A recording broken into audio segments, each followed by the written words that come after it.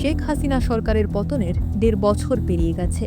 রাষ্ট্রের অনেক গুরুত্বপূর্ণ পদে এসেছে পরিবর্তন, কিন্তু বাংলাদেশ ব্যাংকের মতো গুরুত্বপূর্ণ জায়গায় কিছু প্রশ্ন আজও অমীমাংসিত। বিশেষ করে নানা সময়ে আলোচিত সমালোচিত দুই বিতর্কিত ডেপুটি গভর্নর নুরুন্নাহার এবং ডক্টর হাবিবুর রহমানের নিয়োগ নিয়ে। স্বৈরাচার সরকারের বিশেষ বিবেচনায় যাদের নিয়োগ দেওয়ার অভিযোগ, তারাই এখনো বহাল তবিয়তে। আর তাই প্রশ্ন উঠছে, এই দুই কর্মকর্তার খুঁটির জোর আসলে কোথায়? বাংলাদেশ ব্যাংকের ভেতরের একাধিক সূত্র বলছে, ডক্টর ইউনূস সরকারের ভেতরের গুরুত্বপূর্ণ সিদ্ধান্ত আগেভাগেই পৌঁছে যাচ্ছে আর্থিক খাতের লুটেরা গোষ্ঠীর কাছে। আর সেই তথ্য ফাঁসের সন্দেহের তীর ঘুরে ফিরে এসে পড়ছে এই দুই ডেপুটি গভর্নরের দিকেই। এমনকি তাদের পদত্যাগ দাবিতে বাংলাদেশ ব্যাংকের কর্মকর্তা কর্মচারীরা একাধিকবার বিক্ষোভও করেছেন, তবুও তারা বহাল।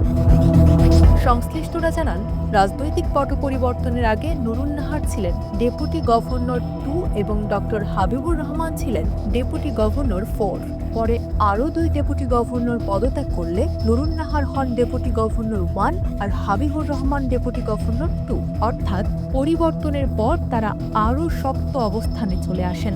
সম্প্রতি হাবিবুর রহমানকে বাংলাদেশ ব্যাংকের পরিচালনা পর্ষদের সদস্যও করা হয়েছে। সবচেয়ে বেশি বিতর্ক নুরুন্নাহারের নিয়োগ ঘিরে।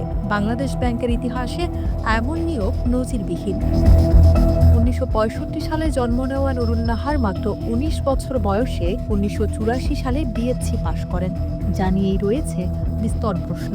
১৯৮৯ সালে তিনি সহকারী পরিচালক হিসেবে বাংলাদেশ ব্যাংকে যোগ দেন। পুরো চাকরি জীবনে গুরুত্বপূর্ণ কোনো বিভাগের দায়িত্ব না পেয়েও ২০২৩ সালে হঠাৎ করে ভাগ্যের চাকা ঘুরে যায়। তৎকালীন রাষ্ট্রপতি আব্দুল হামিদের সুদৃষ্টিতে এবং পলাতক সাবেক গভর্নর আব্দুর রউফ তালুকদারের আনুকূল্যে ডেপুটি গভর্নর পদে উঠে আসেন নুরুন্নাহার, যে পদটি খালি হওয়ার কথা ছিল ২০২৩ সালের ১ জুলাই।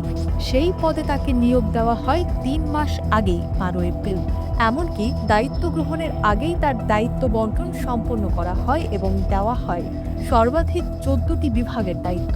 মানব সম্পদ বিভাগ নিজের দখলে রেখে প্রভাব খাটিয়ে নিজেই নিজেকে নির্বাহী পরিচালক গ্রেড 1 পদে পদোন্নীত দেন, যা প্রশাসনিক ক্ষমতার নজিরবিহীন অপব্যবহার বলেই মনে করছেন সংশ্লিষ্টরা। অন্যদিকে ডক্টর হাবিবুর রহমানের নিয়োগ নিয়েও রয়েছে গুরুতর অভিযোগ। ২০২৪ সালের ২৮ ফেব্রুয়ারি তাকে ডেপুটি গভর্নর করা হয়। একাধিক দায়িত্বশীল সূত্র বলছে, এই নিয়োগে সরাসরি সুপারিশ করেছিলেন ওরিয়ন গ্রুপের চেয়ারম্যান ওবায়দুল করিম। পাশাপাশি তৎকালীন প্রধানমন্ত্রীর বেসরকারি শিল্প ও বাণিজ্য উপদেষ্টা সালমান এফ রহমানের সুপারিশও ছিল। বসুন্ধরা গ্রুপের সঙ্গে ঘনিষ্ঠতা এবং আওয়ামী রাজনৈতিক পরিবারের সঙ্গে বৈবাহিক সম্পর্ক, আর এসব মিলিয়ে তার নিয়োগ ঘিরে প্রশ্ন থেকেই যায়। সবচেয়ে উদ্বেগের বিষয় হলো, এই দুই ডেপুটি গভর্নরের কারণে বাংলাদেশ ব্যাংকের গভর্নর নিজেই কার্যত ঠিকমতো কাজ করতে পারছেন না বলে অভিযোগ উঠেছে।